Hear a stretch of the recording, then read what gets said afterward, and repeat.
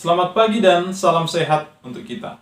Nah, anak-anak Bapak, jika kamu ingat pada pembelajaran-pembelajaran sebelumnya, 1 bulan yang lalu atau 2 bulan yang lalu mungkin, kita sudah membahas tentang pengertian ide pokok dan bagaimana cara menentukan ide pokok. Nah, supaya kamu ingat, saya sampaikan kembali apa pengertian ide pokok dan bagaimana cara menemukannya. Pengertian paragraf. Coba kamu simak. Paragraf adalah gabungan dari beberapa kalimat yang terdiri dari satu gagasan utama dan beberapa gagasan penjelas. Nah, anak Bapak, yang menjadi kata kunci dari pengertian paragraf adalah gagasan utama dan gagasan penjelas. Ingat ya, itu yang menjadi kata kuncinya. Ketika kita berbicara paragraf, maka kita berbicara tentang gagasan utama dan gagasan penjelas. Ingat itu ya. Nah, yang menjadi masalah sekarang anak Bapak, ketika kamu baca tadi atau kamu dengarkan Bapak berbicara, ada kata gagasan utama. Lalu mungkin kamu berpikir seperti ini, saya pernah mendengar gagasan utama, saya pernah mendengar gagasan pokok, atau mungkin juga pernah mendengar ide pokok. Lalu mungkin saja pertanyaan timbul dalam benakmu, sebenarnya mana yang harus kita gunakan?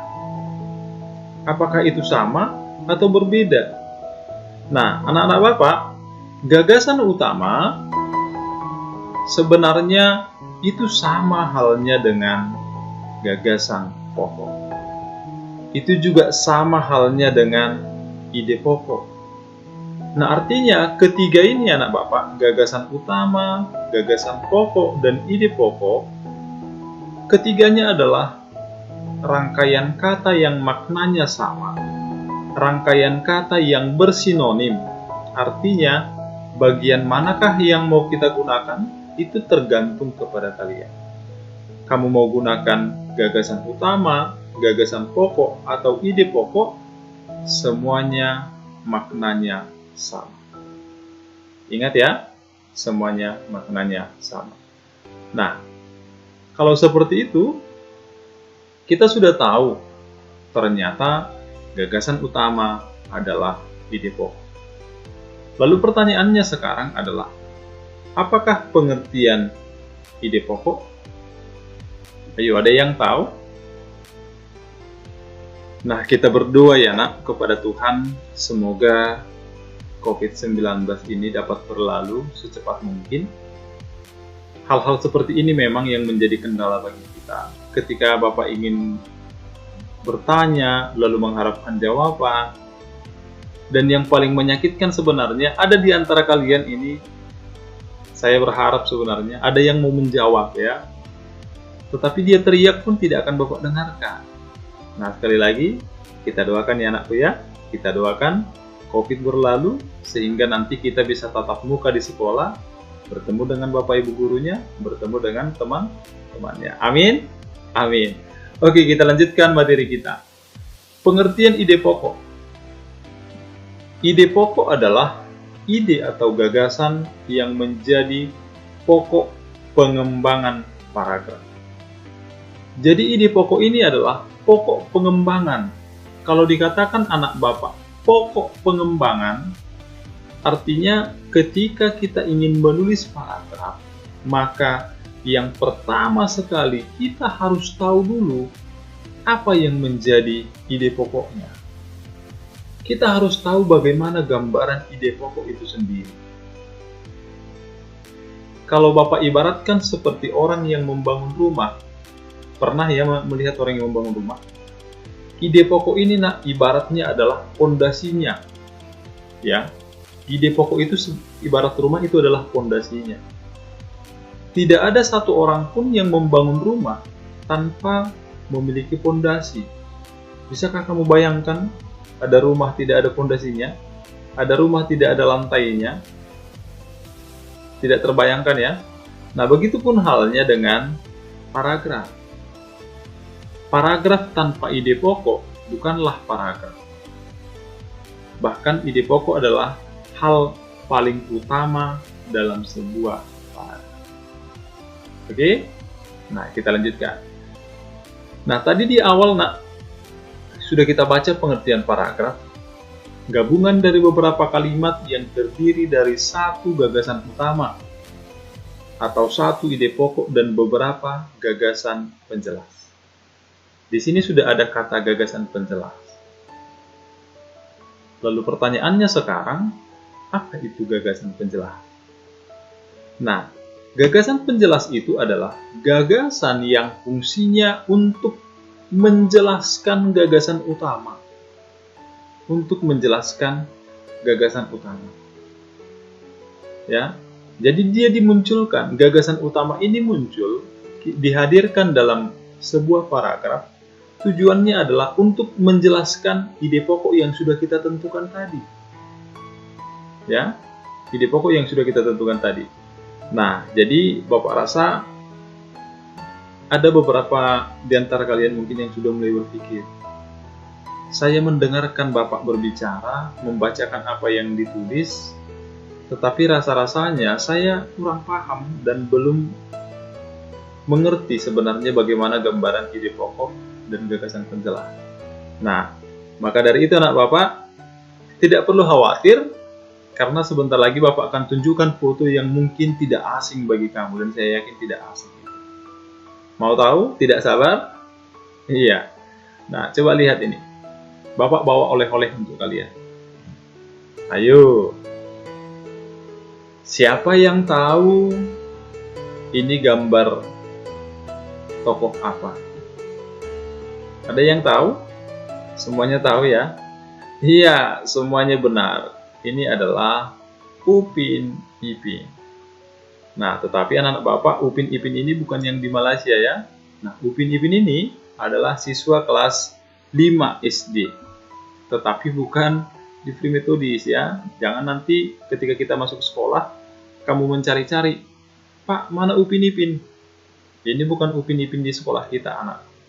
Upin Ipinnya adalah siswa di sekolah lain, tetapi di kota Medan, ya. Nanti kita cari.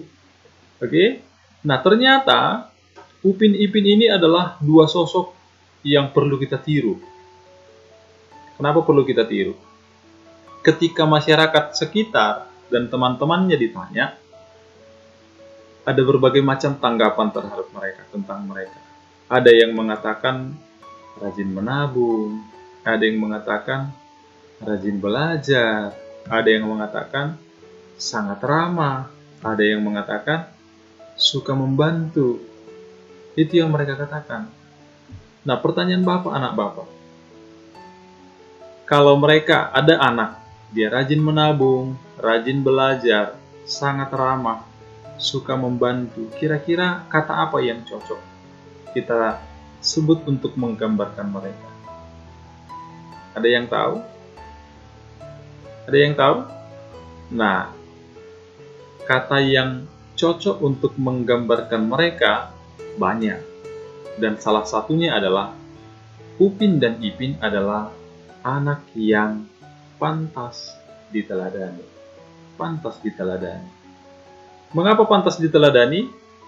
Mereka rajin menabung, mereka rajin belajar, mereka sangat ramah, mereka juga suka membantu. Nah, pertanyaannya, apa hubungannya Pak dengan pembelajaran kita ide pokok? Apa hubungannya dengan pembelajaran kita gagasan penjelas? Mulai pertanyaan timbul lagi ya.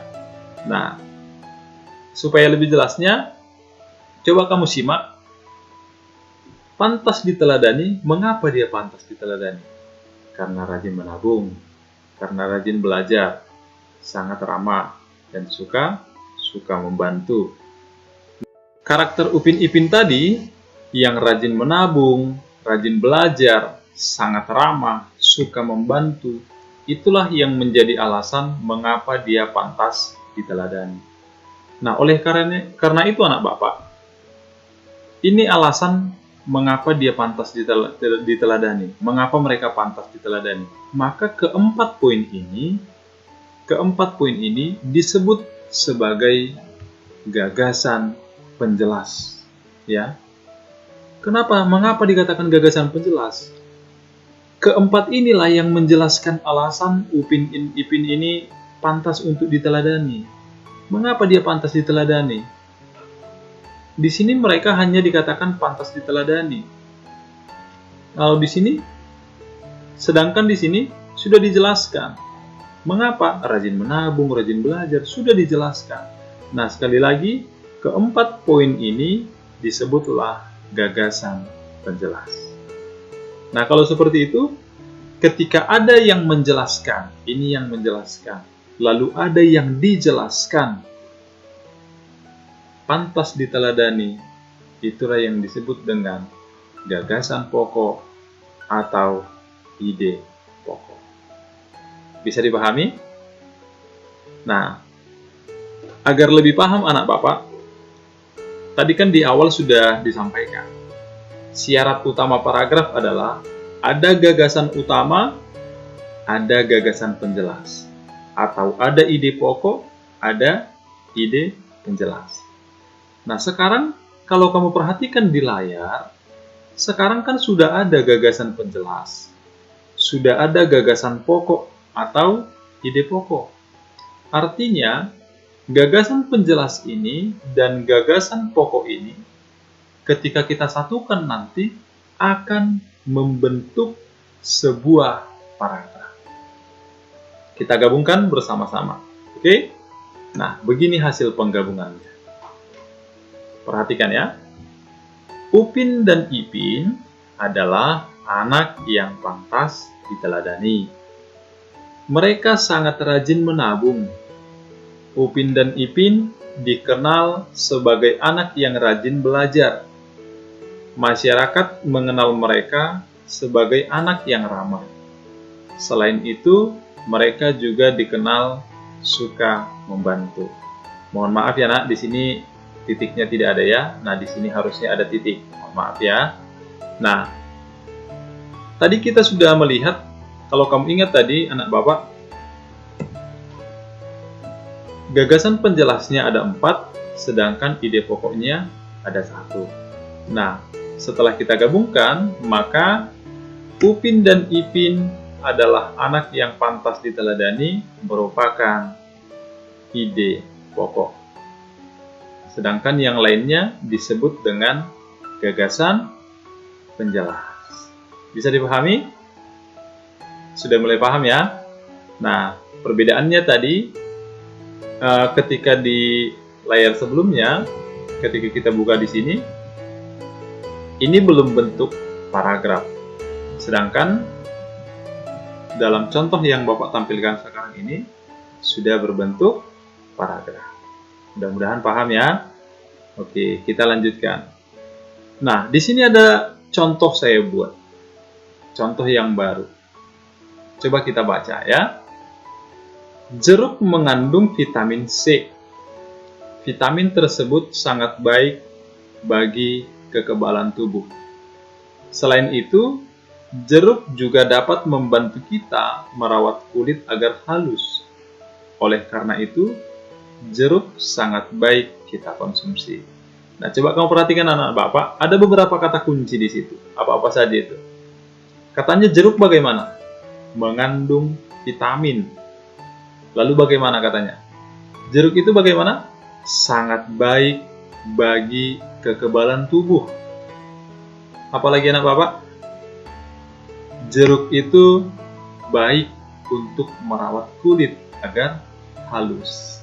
Ya, jelas ya?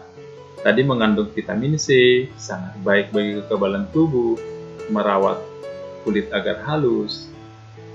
Nah, andai kata kamu perhatikan itu nak, mengandung vitamin C, sangat baik bagi kekebalan tubuh dan merawat kulit agar halus. Lalu di akhir coba perhatikan, oleh karena itu jeruk sangat baik, ya, jeruk sangat baik. Nah, perlu kamu ingat nak, kita buat sebuah pertanyaan untuk menentukan mana yang menjadi penjelas. Misalnya kita buat begini, jeruk mengandung vitamin C. Mengapa jeruk mengandung vitamin C? Karena sangat baik. Tidak tepat ya? Tidak. Lalu bagaimana kita buat? Mengapa jeruk baik kita konsumsi? Jawabannya adalah karena jeruk mengandung vitamin C. Karena jeruk baik bagi kekebalan tubuh. Karena jeruk merawat kulit agar halus. Nah, begitu jawabannya. Lalu kalau seperti itu, mana ide pokoknya? Ide pokoknya bagian yang mana? Nah, ide pokoknya adalah jeruk baik dikonsumsi, ya. Nah, lalu mana gagasan penjelasnya? Bagian mana yang menjadi gagasan penjelas? Tentunya perlu kalian ingat anak Bapak, hanya ada satu ide pokok dalam sebuah paragraf, ya. Selain ide pokok, maka semuanya itu disebut dengan gagasan penjelas. Bisa dipahami ya? Bisa? Iya, puji Tuhan, mudah-mudahan dipahami. Nah, jadi begitulah anak Bapak pembelajaran kita sekarang tentang ide pokok. Harapan Bapak, kamu ulang-ulang pembelajarannya di rumah, sehingga semakin hari nanti kamu semakin paham bagaimana sebenarnya pengertian ide pokok, bagaimana cara menentukan ide pokok, bagaimana cara menulis paragraf yang baik. Oke, nah sebelum Bapak akhiri, jika kamu ingin bertanya anak Bapak, boleh kamu telepon Bapak ya. Boleh ditelepon atau boleh di WA. Bapak sarankan sebenarnya kamu telepon Bapak. Ya, Bapak, kamu telepon Bapak. Kalau yang belum ingat nomor Bapak, tuliskan ya. 0813 75 603 104 ya. Kamu telepon Bapak. Jadi ketika kamu telepon, kamu akan lebih puas nantinya. Ya. Jangan menganggap sepele. Jangan tidak paham tetapi malah didiamkan. Manfaatkan alat komunikasi yang ada. Telepon Bapak, Pak saya kurang paham ini, boleh anak-anak.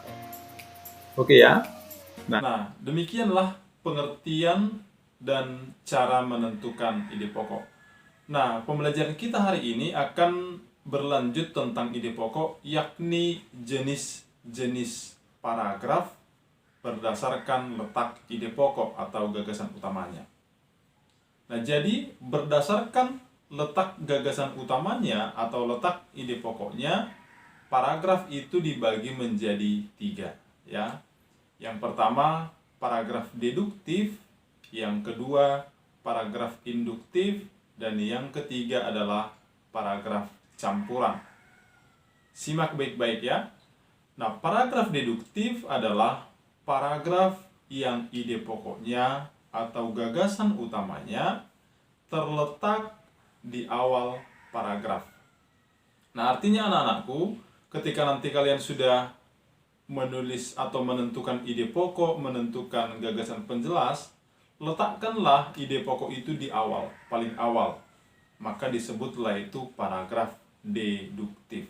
Nah, yang kedua, ada namanya paragraf induktif, yaitu paragraf yang ide pokoknya terletak di akhir paragraf. Sama seperti paragraf deduktif tadi, ketika kamu sudah menentukan ide pokok, gagasan penjelasnya, kamu letakkanlah ide pokoknya di bagian akhir. Maka ketika kamu letakkan ide pokok di bagian akhir, maka disebutlah itu paragraf induktif. Nah, yang ketiga atau yang terakhir ada namanya paragraf campuran. Paragraf campuran itu adalah ide pokok terletak di awal dan di akhir paragraf. Artinya, ide pokok yang sudah kamu tentukan itu kamu letakkan di awal, kemudian di akhir paragraf kamu letakkan kembali ide pokok tersebut sehingga terletak di awal dan di akhir. Nah, namun demikian perlu kalian ingat, kalaupun kamu letakkan di awal dan di akhir, ide pokok itu tetap hanya satu, ya, hanya satu. Bisa ya? Nah, jadi demikianlah pembelajaran kita hari ini. Tugas kalian adalah tulislah masing-masing satu paragraf deduktif dan 1 paragraf induktif menggunakan ide pokok berikut ini. Nah, jadi Bapak sudah menentukan di sini ide pokoknya, kamu hanya mencari gagasan penjelasnya, kemudian kamu rangkai itu menjadi paragraf deduktif dan paragraf induktif. Bisa ya? Nah, demikianlah pembelajaran kita hari ini. Semoga Tuhan memberkati. Saran Bapak adalah, atau pesan Bapak adalah, semakin bergiatlah belajar, apalagi sebentar lagi kita akan melaksanakan ujian atau penilaian akhir semester. Tuhan memberkati.